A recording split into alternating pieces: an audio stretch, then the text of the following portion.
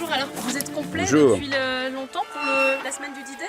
Ah oui, oui, ça fait 1 an et demi qu'effectivement on est totalement complet. Ici, la semaine la plus demandée de l'année a été prise d'assaut par de hauts gradés de l'armée américaine et leurs familles.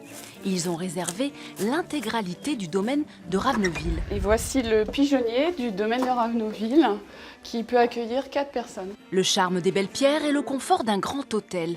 La combinaison gagnante pour cet établissement proche des plages du débarquement. Mais il ne compte qu'une dizaine de chambres. Pas assez pour répondre à la demande très forte en cette période de commémoration. Les touristes fortunés, en quête de mémoire et d'authenticité, n'ont pas grand choix. Pour le plus gros d'entre eux, il a fallu aller chercher plus loin.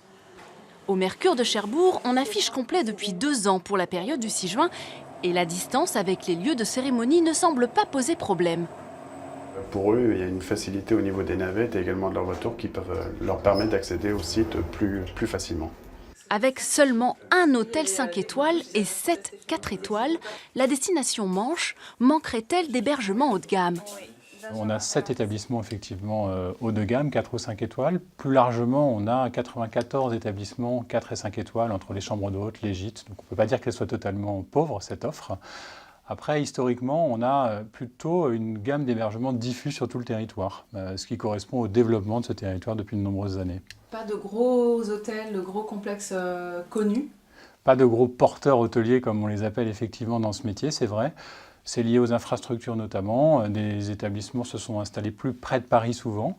On a plutôt une offre très qualitative d'établissements qui montent en gamme au fur et à mesure et qu'on a envie de développer bien évidemment. Les hôtels haut de gamme manchois se remplissent très vite. Ils accueillent davantage de touristes étrangers, au premier rang desquels les Japonais, les Australiens et les Chinois.